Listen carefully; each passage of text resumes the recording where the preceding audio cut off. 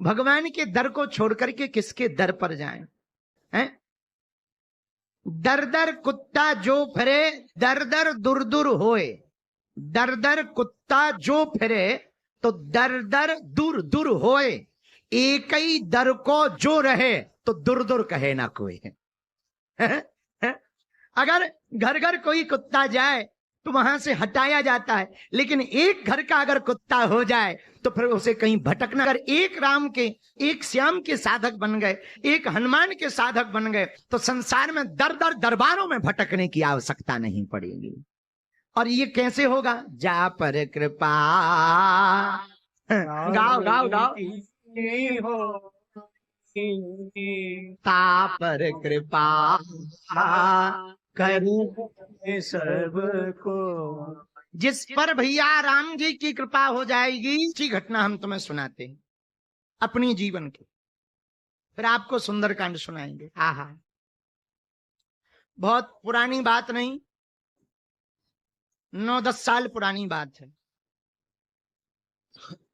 हम जहां रहते हैं मध्य प्रदेश के गढ़ा ग्राम में रहते हैं, तो 8-10-12 साल पहले इतना विकास नहीं था वहां, न इतने ज्यादा लोग आते थे। आते 100, 1500, 2000, कभी कभी 4-5 हजार कोई बड़े उत्सव पे आते थे।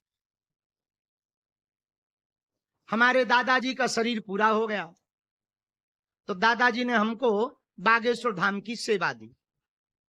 तो जो हमारे कुल देवता हैं वो हैं सन्यासी बाबा। उन लोगों की उनकी हम सब लोग पूजा करते हैं। जो हमारी परंपरा में बैठता है वहां पीठ पर, पहले दादाजी उनकी पूजा करते रहे, फिर उनके भी 10-12 साल पुरानी बात, तो बच्चे तो थे ही, बचपना तो था ही, हमारी उम्र रही होगी 19-20 साल की। हमारे मन में आया एक यज्ञ का आयोजन करवाएं। बिल्कुल सत्य बात सुना रहे हैं। तो हमने पर्चा छपवाए, 18 पुराण का वाचन होगा, यज्ञ होगी और हम स्वयं राम कथा करेंगे। और लगभग 40-50 गांव की बैठक हुई। गांव वालों ने खूब मदद भी की हमारी, पर सीधा साधा गांव है, उतने ज्यादा साधन थे नहीं, आर्थिक संपन्नता उतनी तो थी नहीं, तो जिससे जो मदद बनी सबने की। हमने भी पहले दिन नारियल रख के सोचा यज्ञ हो जाए, हवन हो जाए और बूंदी बनवा देंगे लास्ट के दिन, तो बूंदी का भंडारा हो के यज्ञ प्रारंभ कर दी। बीच बीच में कुछ जगत भगत दक्षिणा लाए, पैसा चढ़ाया, किसी ने कुछ दिया, किसी ने कुछ दिया, तो धीरे धीरे उधारी तो बीच यज्ञ में चुक गई। लेकिन जब यज्ञ पूर्णाहुति हुई तो गांव वालों ने कहा, पंडित जी, गुरुजी, इस बार बूंदी का भंडारा नहीं, सब्जी पूड़ी का होगा। अब उतनी थी पर सब्जी पूड़ी की नहीं थी। भैया गांव वालों के जोश जोश के चक्कर में हमने भी हां कह दिया। तो सेठ जी गंज, हमारे बगल में 5 किलोमीटर दूरी पे एक जगह है गंज में जाकर के हमने लगभग 1.5-2 लाख का राशन पानी उधार उठाया। जितना रुपया था सब दे दिया और 2 दिन पहले पूरा हमारा खाता खाली हो गया। गुपचुप बने रहते हैं, मन को मारते रहते हैं, पर ठीक है, कोई दे जाए तो मना नहीं है, ऐसा भी नहीं है। हाँ कि तुम सोचो कि बहुत बढ़िया गुरुजी है, कुछ लगता नहीं, तुम दे दो सो कैंसर हॉस्पिटल में हम लगा देंगे आपकी तरफ से। तो मांगते नहीं थे, ये पहले से ही हमारी आदत। इसलिए आप देखते होगे हमारी कथा में, अब ऐसा नहीं कोई महिमा मंडन है, हम अपनी कथा में किसी का नाम नहीं बोलते दान के उन्होंने 1100 दिए, 1200 दिए। एक तो हमें देते नहीं है, और देते हैं सो हम नाम, मतलब ये नहीं कि बुराई है, हमें ये लगने लगता कि 10-15 मिनट जो नाम बोलने में लगाने, एक तो हमारे पास आते ही नहीं है। 1-2 के नाम भी लें तो फिर आदमी क्या करेगा, मंच पे चढ़ने के चक्कर में, नाम बुलवाने के चक्कर में दान देगा। और हमारा उद्देश्य ये है कि दान में नाम हो या ना हो, पर भगवान की तरफ ध्यान जरूर होना चाहिए। तो हमें वैसे ही कोई उधार नहीं देता था, सीधे साधे आदमी हम।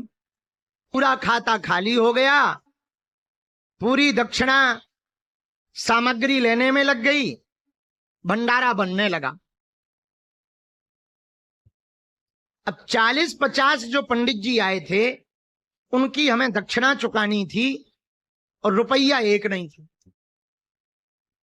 3.5-4 लाख रुपया हमको देना था। अब 2 दिन से बड़ी टेंशन शुरू हो गई। भी नहीं थे, ज्यादा लोग हमको जानते भी नहीं थे भैया। तो मन में बालाजी का नाम लिया, बार बार बालाजी का ध्यान करें कि कृपा करो कृपा करो कृपा करो, कहीं से व्यवस्था बनाओ। अब 2 दिन बचे हैं, उधार भी मांगे तो गांव में इतना रुपया उधार मिलता भी नहीं।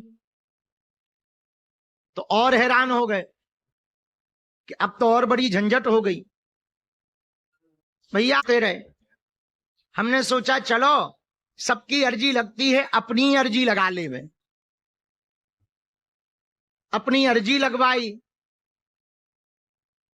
पर भैया कोई जवाब ना मिला। तो हमारा मन और खिन्न हो गया।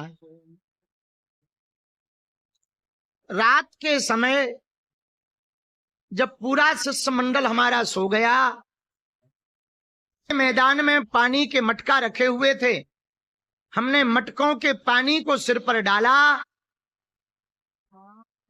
और एक मटका में पानी भरा और सोचा हनुमान जी को जल चढ़ाया जाए, कम से कम अर्जी सुन लें, कोई मन में प्रेरणा दे दें ताकि व्यवस्था बन जाए, ताकि हमारी चिंता दूर हो जाए।